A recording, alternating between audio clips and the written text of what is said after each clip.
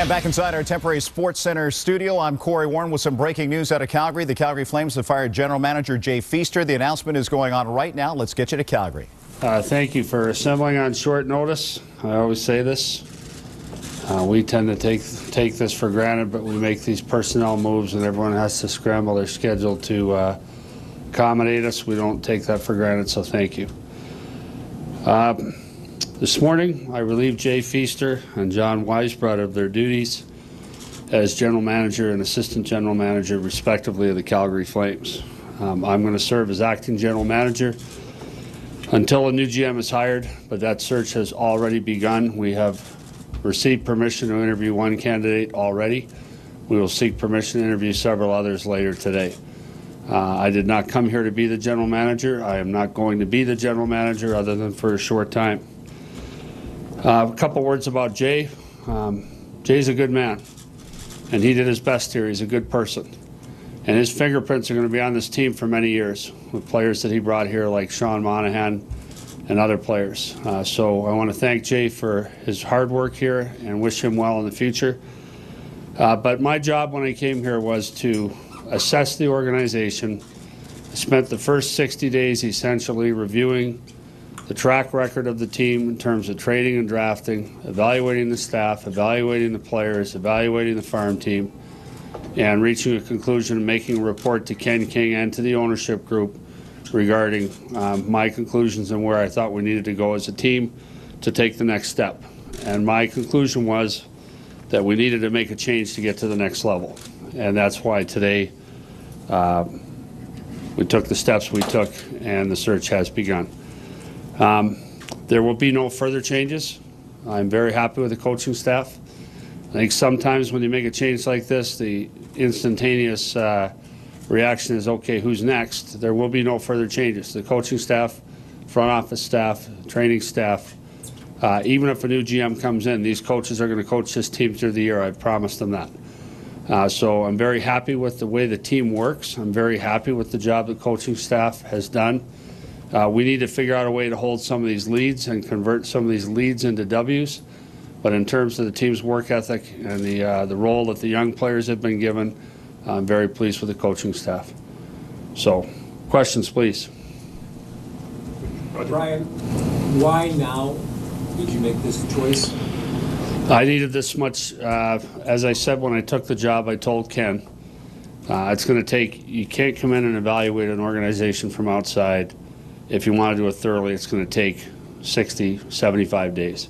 So that occupied that chunk of time. Then I wanted to present it to the full ownership group, which with Ken they had a meeting scheduled for this week, and we are in our trade freeze now, and I wanted to do it as far away from Christmas as possible, even though we're close to Christmas.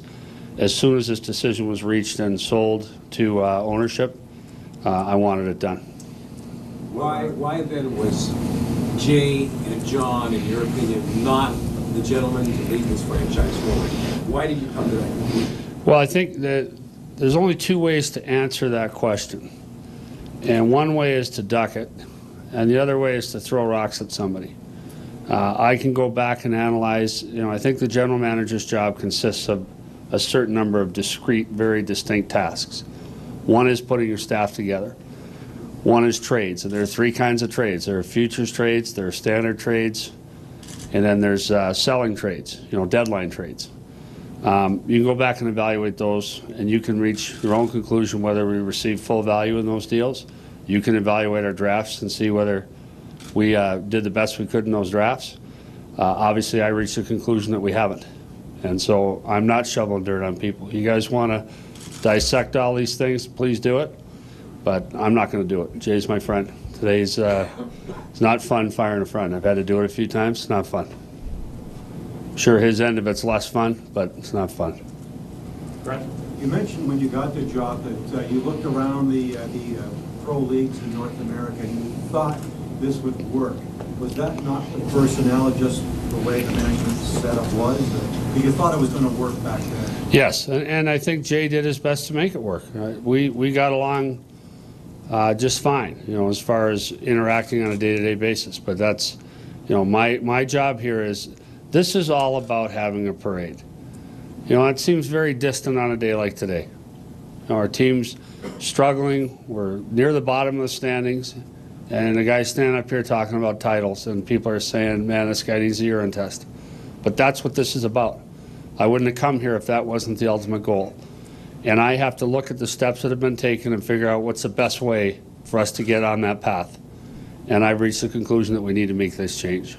Brian, what are the next steps to get to that next level? And what are the intangibles needed from the next general manager in your search to get there? Well, the teams that are successful in our league share a lot of, or there are a lot of different teams that are successful in our league. So you can pick the top 10 teams in our league right now. One thing they have in common, the coaches might be different, the systems might be different, but one thing they have in common is they're big. And I really believe that once the Anaheim team won the Cup in 07, every team started to blueprint themselves after that. And successful teams are big. We're not big enough, that's one thing. And we're not hostile enough for me. I don't like playing flag football. I like teams that bang, and this is not, I don't like the way we play. And I think that there's, you need a blueprint, and you need a determination to assemble a team a certain way, and that's what this GM's going to have. Not because it's Brian Burke's view on life that we like big hockey or hard hockey, but that's what wins in our league. And so that's the first thing, is that person's got to be a guy that shares that blueprint, that we want black and blue hockey here. That's what we do in Alberta. So that's the first thing. We got to be big and more truculent. You're all waiting for the word. There it is. I want a little more hostility out there than I'm seeing right now. So, without throwing dirt on Jay, is that a difference in philosophy, looking at some of the size of the players that we have coming up with? Yes. Yes, I don't think that's throwing a rock. We're smaller than I want to be. How does this change, sorry Brian, how does this change the rebuilding program that you had began when you got here? Does this alter I guess the speed of what you're trying to accomplish? Can you put in perspective where this sits now that you've made these moves? I don't think it makes a whole hell of a lot of difference, to be honest with you. I'm not a patient person. I've said this before. I was born, thank you. I was born impatient. I'm going to die impatient. I know that. It can't come as fast as I'd like it to come. This just, we're in our trade freeze now anyway, so this really doesn't affect anything. Yes. Brian, you mentioned your relationship with Jay. John Weisbrod was relieved as well. Could you characterize your relationship with him? I didn't interact a whole lot with John. John's very smart. He's a very bright guy, but he was away from the office most of the time I was here. I didn't interact with him that much, so I don't really didn't have a great relationship with him that I could tell you about. Jay has been a friend for a long time. Brian, could you characterize maybe what you're looking for in Jay's replacement? Well, I think first off, we have to replace two people, and I think given where we are right now, we're going to need some expertise in terms of draft positioning, where we are, where we're going to pick. That should be obvious. So it's got to be someone who we've got to make sure we get these picks right, and that's the only rainbow when you have a tough year, is you've got to get those picks right. It's not optional. In a hard cap system, when you have a bad year, you get a high pick, you've got to hit home runs. And Jay did last year with Monahan. But that's one part of this management team that comes in. These two people are going to have expertise in that area. Other than that, just either a young guy with great promise, maybe some experience, or just a young star that hasn't been given a chance. That's the beauty of this management structure, is that you could take a guy literally out of uniform if you believed in him and turn him loose. And he could avoid those big mistakes that young GMs make.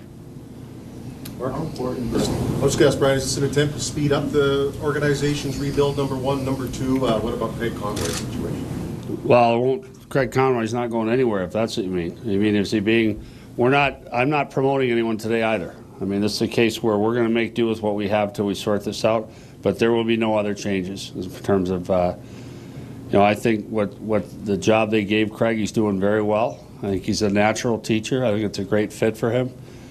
I think the future's bright for Connie, but I don't plan on making any changes to that setup now. Okay. Is this an attempt to speed up the rebuild? Yes. Go ahead. Why don't you want to be general manager? Well, first off, I thought that'd be the first question. First off, it's not the deal I made with Ken King and the ownership group here. The deal I made was they have a vision, again, shared in other sports, where you have a longer-term view of someone who's steering the ship rather than you change GMs every 3 or 4 years and the ship is zigzagging across the sea. This is more of a presence, a continuity, if you will. And so that was the deal I came here on. I'm not going to welsh on that deal now and say all of a sudden, aha, now I want to be the GM. It would certainly cast some suspicion on my motives in making this change, too, if I announced today, well, I'm the new GM. Well, then did you really give Jay a fair chance? Because I think I did. But I don't want his job.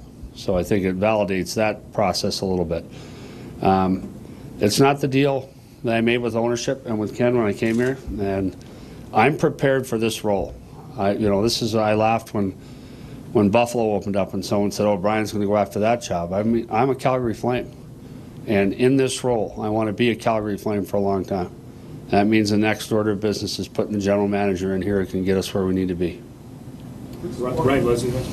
Brian, just to follow up on the Craig Conway question, is Craig a candidate? No, not at this point. Someday he's going to be. That's a guy who's going to be a general manager, and maybe he's a candidate for the second job here, but we haven't gotten that far. This all just happened this morning. Brian, fans are already saying either two camps here, either another scapegoat after another run of bad years for Flames. Others also saying good, shaking things up. What do you think? What should fans take away from this? Well, we're not, our fans are the lifeblood of our business, but they can't drive the decision-making process. This is not, I'm not kissing babies up here. I'm not running for office. This is about winning hockey games. And I have to take the steps that I think are going to lead us to win the most hockey games we can win. And they're not fun always. Today's not a fun day. And they're not popular always. But this is not a popularity contest. There's no poll at the end of this. And I don't pay attention to stuff like that. The people I listen to are season ticket holders and our sponsors. But in my judgment, I've been at this a long time. I think I know what I'm doing. And in my judgment, this move today was necessary. Brian, was your assessment and ultimate decision on this situation based just on what you've seen in your time here, or was it an evaluation also of what's happened in the past? Both. Jimmy? Mike, can you talk a little bit about the timing of the decision and the importance, I guess, to get it done today and this day? Did you consider applying that trade freeze to Jay and John? No. To me, there is another team conducting a search right now. So we're not in a vacuum. If there's any overlap on the candidates we want, today's important. And I'll know later today if there is or not. So the first things first, I believe once you make a decision to terminate someone, they're entitled to learn that as quickly as possible. You'd like to avoid the Christmas situation. Ken and I talked about that at length. The way this worked for me to get my report done and spend the time that I felt the staff here deserved. It shouldn't have been spend 2 weeks and here's what I think, let's make a change. It was 75 days of being around, asking a lot of questions. I've called the teams that these guys worked for before they got here. I've asked for outside evaluations of our drafting and our current roster. I think it was done about as thoroughly and fairly and academically as you could do it. Not just Brian Burke's view on life. Did we do this right? Did we do that right? I think Jay was entitled to that. So that took time. And then we had to get it around an ownership meeting. And so unfortunately it's closer up against Christmas than we wanted, but timing dictates I'd rather do it now than in 10 days. And second, there's another team doing a search. This time could be of vital essence here. So that's why the timing. Is it a good time of year? There's never a good time of year to fire people. And trust me, I've been on the wrong end of this thing too, so I know.